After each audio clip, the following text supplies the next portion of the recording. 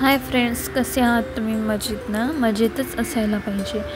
तर या ब्लॉगमध्ये तुम्ही बघणार आहे महालक्ष्मीचं कोल्हापूरचं मंदिर. तर आपण भेट दिली आहे महाराष्ट्रातील एक ऐतिहासिक आणि धार्मिक महत्त्व असलेलं ठिकाण म्हणजेच कोल्हापूर. हे शहर केवळ महालक्ष्मी मंदिरासाठीच नाही तर खाद्य संस्कृती आणि परंपरेसाठीही प्रसिद्ध आहे.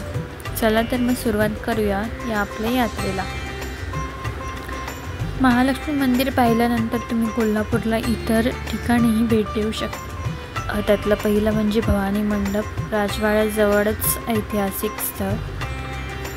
नंतर दुसरं म्हणजे कोल्हापूर राजवाडा, त्यालाच आपण न्यू पॅलेस म्हणतो. सुंदर बागा आणि संग्रहालय असलेलं राजवाडं.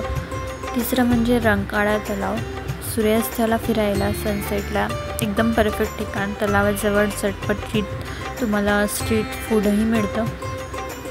चौथं म्हणजे पन्हाळा किल्ला. जर वेळ असेल तर पन्हाळा किल्ला नक्की भेट द्या. शिवाजी महाराजांच्या इतिहासाशी जोडलेलं हे ठिकाण आहे. तर आम्ही प्रवास केला होता पुणे ते कोल्हापूर.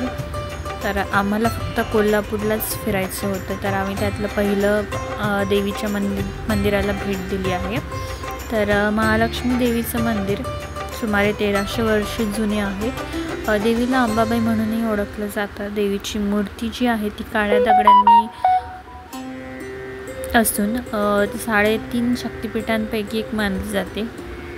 मंदिराची वास्तू छत्रपतींच्या काळातील आहे आणि ते दगडी काम, कोरीव शिल्प आणि सुंदर रचना पाहून मन भारावून जातं.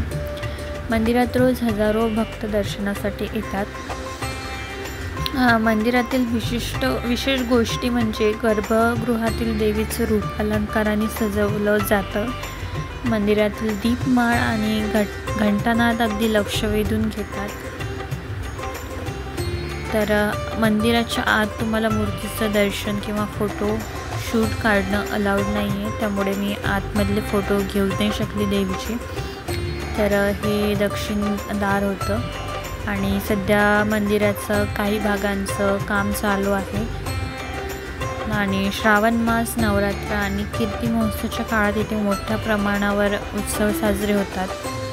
तर हे काही तुम्हाला दुकान भेटतील बाहेर, जिथे दागिने, देवीची फोटो, मूर्ती अवेलेबल आहेत.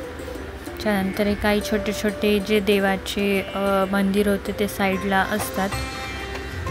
हे ओटीचं सामान वगैरे सगळे मिळते. तर आम्ही दर्शन घेऊन निघालो होतो रंकाळा तलावाला भेट द्यायला.